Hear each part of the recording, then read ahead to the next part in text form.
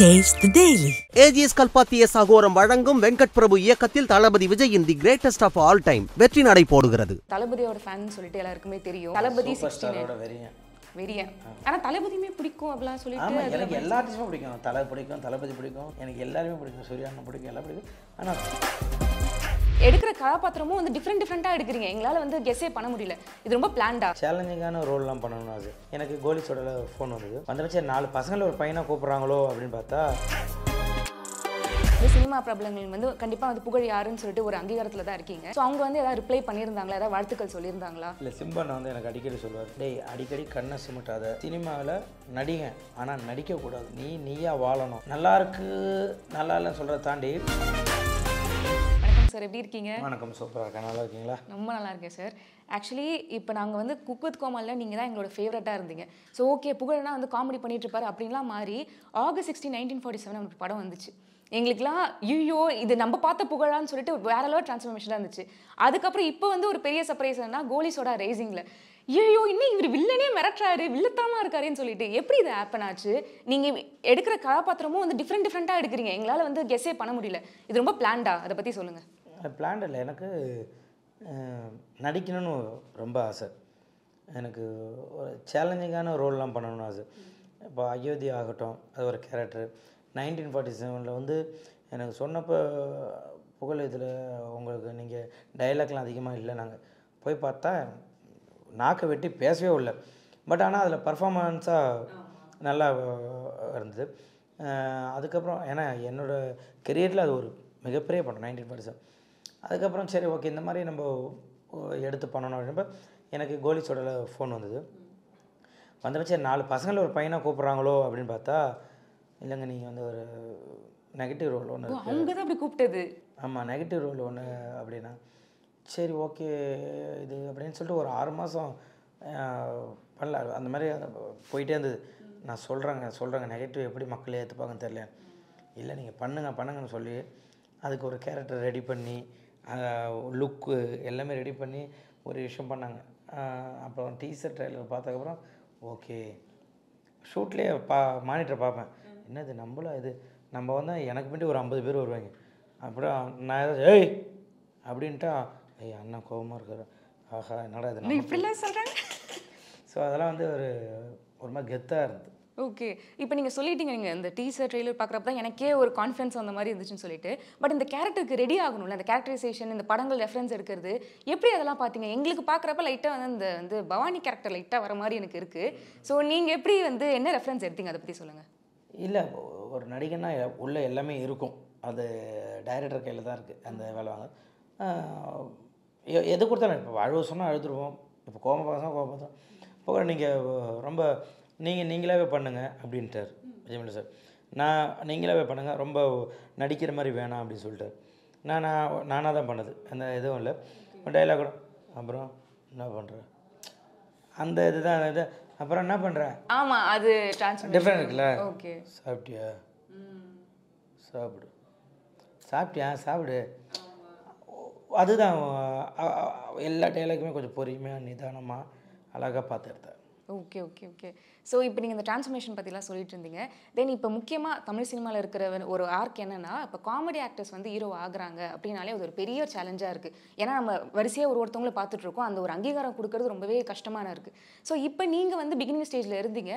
Beginning ஸ்டேஜ்லேயே எங்களுக்கு தெரியுது நீங்கள் வந்து காமெடி அது மட்டும் என்ன வைக்காதீங்க, நாங்கள் எல்லாமே நான் பண்ணுவேன் மாதிரி நீங்கள் ப்ரூவ் பண்ண ட்ரை பண்ணுறீங்கன்னு சொல்லிட்டு.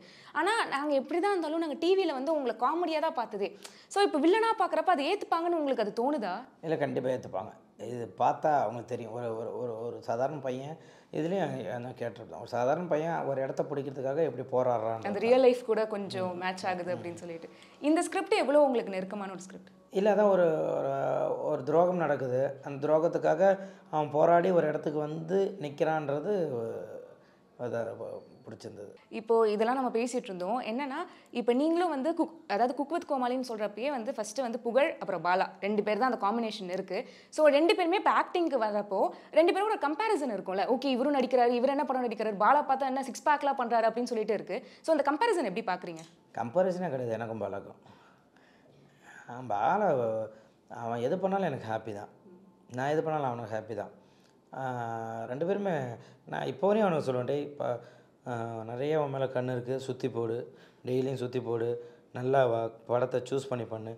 சரி மாமா, கண்டிப்பாக மாமா. ஏன்னா என்னை விட ஒரு 7 வயசு சின்ன பையன், 7-8 வயசு சின்ன பையன். ஆனால் மரியாதை கொடுக்குறது வந்து எல்லாமே இல்லை மாமா, நீங்கள் சொன்னால் பண்ணுவோம் மாமா, அதெல்லாம் ஒன்றும் இல்லை, பார்த்துக்கலாம் மாமா, பண்ணிடுவோம் மாமா அப்படி தான் சொல்லுவாப்புல. ஓகே. பாலா தான் இன்புட்ஸ் ஏதாவது கொடுத்தாங்களா நீங்கள் இப்போ அடுத்தடுத்து பண்ணுற படங்களுக்கு?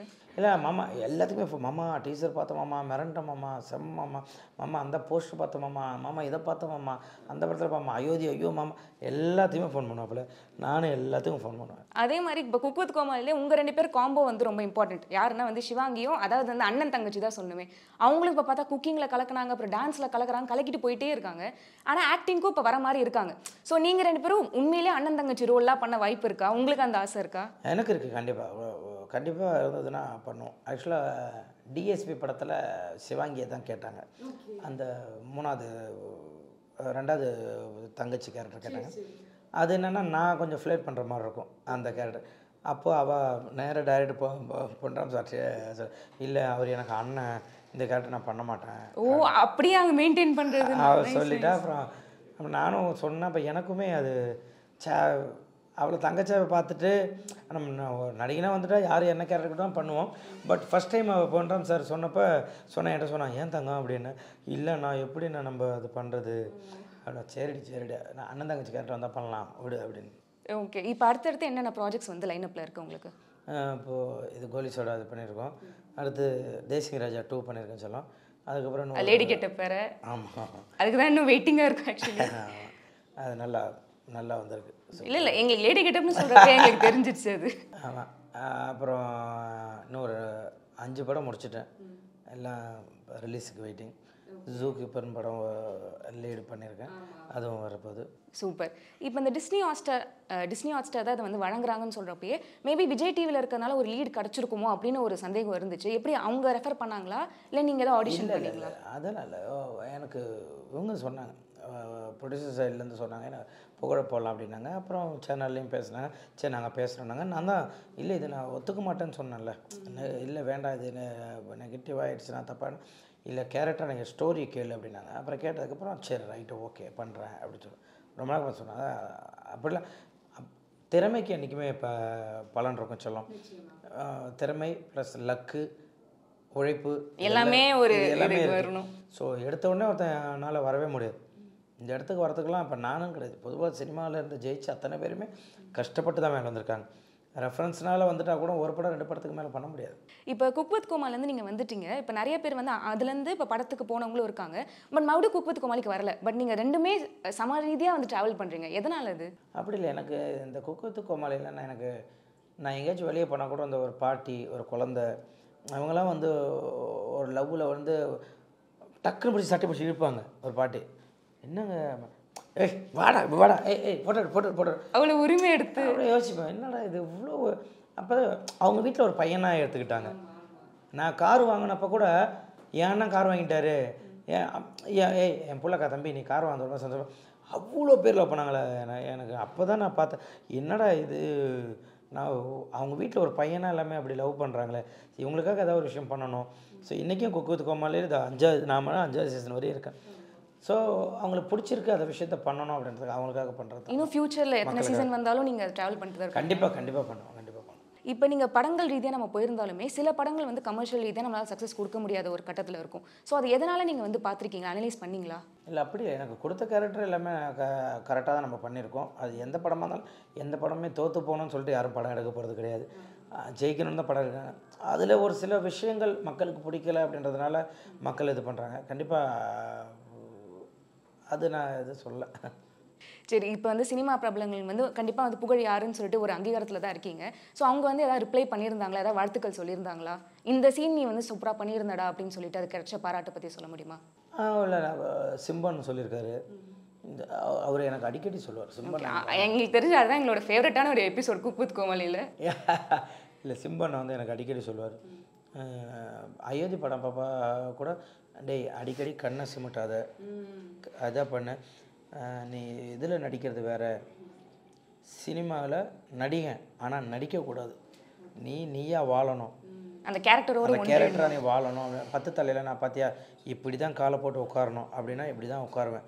அதுக்கு நான் ஒரு கேரக்டர் ரெடி பண்ணேன், நீ அதை பண்ணணும் நிறையா சொல்லியிருக்காரு. நல்லா இருக்கு நல்லா இல்லைன்னு சொல்கிறத தாண்டி இதெல்லாம் நீ பண்ணணும் அப்படின்னு சொல்கிறதுல சிம்பா நான் சொல்லியிருக்காரு. அதே மாதிரி நீங்கள் வந்து தளபதியோட ஃபேன் சொல்லிட்டு எல்லாருக்குமே தெரியும். இப்போ அடுத்தது வந்து இப்போ தளபதி சூப்பர் ஸ்டாரோட வெறியன். ஆனால் தளபதியுமே பிடிக்கும் அப்படிலாம் சொல்லிட்டு. ஆமாம், எனக்கு எல்லா ஆர்டிஸ்ட்டுமே பிடிக்கும். தலை பிடிக்கும், தளபதி பிடிக்கும், எனக்கு எல்லாருமே பிடிக்கும். சூர்யா அண்ணன் பிடிக்கும், எல்லாம் பிடிக்கும். ஆனால் சூப்பர் ஸ்டார் பார்க்கணுன்றதான் என்னோட கனவு. ஓகே, என்ன பார்க்கணுன்னு எடுத்துட்டீங்க, அவங்களோட ஸ்க்ரீன் ஷேர் பண்ணணும் அப்படின்னு? அவரை பார்க்கவே முடியலையே. ஓகே, ஆனால் இது வரைக்கும் அவர் எதுவுமே இது பண்ணல, பார்க்கவே இல்லைன்னு. இப்போ ஓகே, கூடிய சீக்கிரம் அதை நிறைவேற வாழ்த்துக்கள். அதே மாதிரி பல படங்கள் நீங்கள் பண்ணணும், வெற்றிகரமாக நீங்கள் வந்து ஒரு பெரிய ஒரு ஸ்டாராக இருக்கணும்னு சொல்லிட்டு எல்லா சார்பாகவும் குக் வித் கோமாளி ஃபேன் சார்பாக நான் வந்து சொல்லிக்கிறேன். Thank you sir. Thank you so much.